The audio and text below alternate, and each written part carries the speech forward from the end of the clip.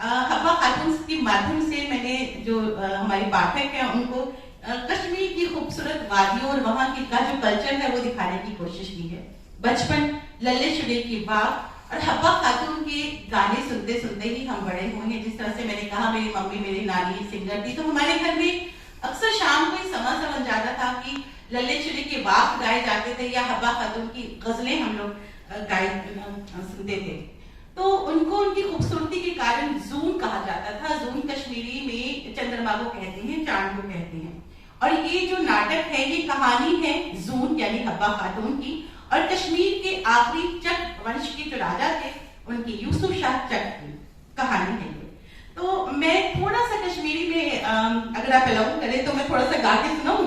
जो उनकी गजल है उसका मैं हिंदी में भी बताऊंगी। 2 लाइन में आपको जरूर सुनाना चाहूंगी हब्बा खातून की लिखी हुई। काजल जी, ये तो आपके अभिनय का एक तो पहलू हम देख पाएंगे। स्वागत है आपका। वारी चसनो चार करम्यो मालिनव हो वारी बंसी। ये जो थोड़ा सा मैंने इसका आपको सुनाया ये है कि हब्बा खातून उस वक्त अगर हम विमेन इमेंसिपेशन की बात करते हैं, महिला सशक्तिकरण की बात करते हैं, तो 16वीं सदी में उस वक्त उसके जो पेरेंट्स थे वो किसान थे, लेकिन उन्होंने अपनी बच्ची को पढ़ाया। वो इतना पढ़ लिख गई कि उसके लिए रिश्ता ढूंढना मुश्किल हो गया। तो आखिर में तंग आकर परेशान होकर उसके पेरेंट्स ने उनकी शादी एक अनपढ़ किसान के साथ कर दी। अब वो रोज वहां, क्योंकि इस तरह की शादी उनकी बिल्कुल ही निभी कहाँ हुई थी पढ़ी लिखी और गजलें लिखने वाली, तो वो जब रोज शाम को पानी भरने जाती थी तो उनकी सास रोज उसका पानी से भरा हुआ मटका तोड़ देती थी। तो यहाँ वो एक शिकायत कर रही अपने पेरेंट्स से कि मेरे वरीयगंज मतलब मेरे जो ससुराल वाले हैं वो रोज शाम को मेरा पानी का मटका तोड़ देते हैं, अब मैं क्या करूं, मैं आपको उनको एक खत भेज सकती हूँ। तो इस तरह की स्टोरी है ये हब्बा खातून। आखिरी में उनका तलाक हो जाता है और हब्बा खातून की जो शादी है वो हो जाती है यूसुफ शाह चक से। और यूसुफ शाह चक खुद एक शायर थे और उन्होंने हब्बा खातून का नाम जूनी से हटा के हब्बा खातून दिया। तो मुझे लगता है कि जिस तरह से मैंने कहा कि ये जो बचपन से ही नानी और माँ से हब्बा खातून के गीत और लल्ले चुड़ी के बात सुनकर के हम बड़े हुए हैं।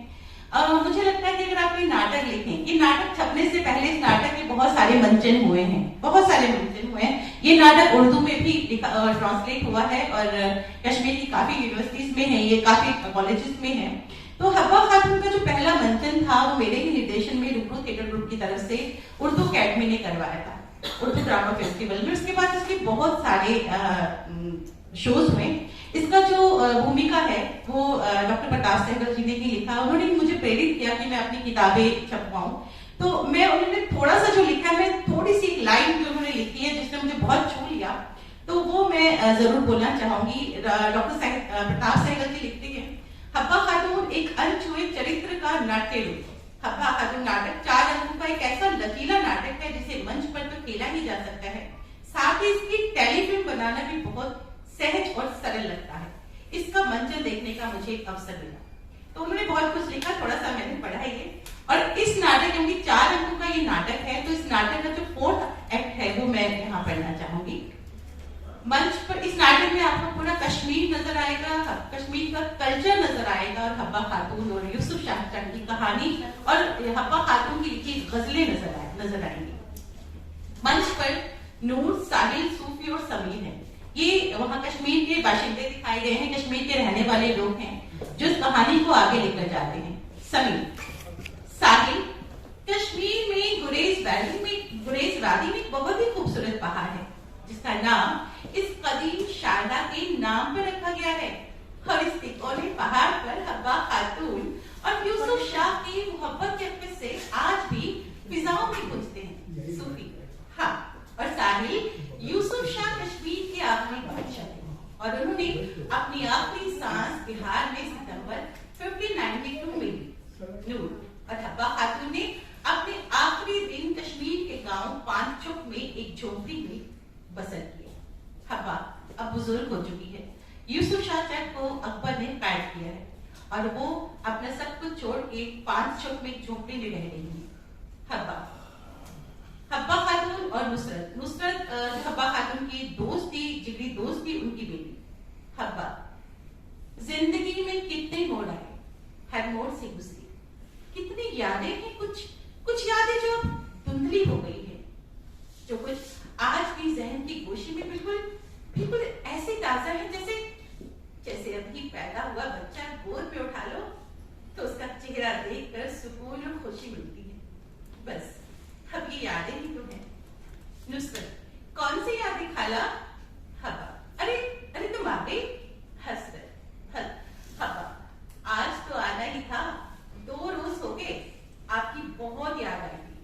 अम्मी के जाने के बाद अब आपकी ऐसी आदत हो गई है कि हब्बा, दरक्षा हमारी दोस्त ही नहीं, हमारी बहन भी। ये कमबख्त आदत बहुत बुरी है, किसी चीज की भी पड़ जाए तो जिंदगी मुश्किल हो जाती है। नुसरत, पर आपकी सोहबत की आदत हमें मुश्किल नहीं लगती, जिंदगी आसानी से जीने की तरीके सिखाती है। हब्बा, बहुत बातें बनाती हो तुम नुसरत। वैसे नुसरत, उम्र बहुत बड़ी चीज है, उम्र के साथ साथ जिंदगी हमें खुद ब खुद बहुत कुछ सिखा देती है कि अच्छा क्या है और बुरा क्या है। नुसरत, नहीं खाला, ये कोई बातें नहीं, जिंदगी का जो तजुर्बा आपके पास है उसे बयां करने का जो आपका अंदाज है वो अपने आप में अकेला है। और जिंदगी के उतार चढ़ाव को समझना, जिंदगी हमें जब जैसे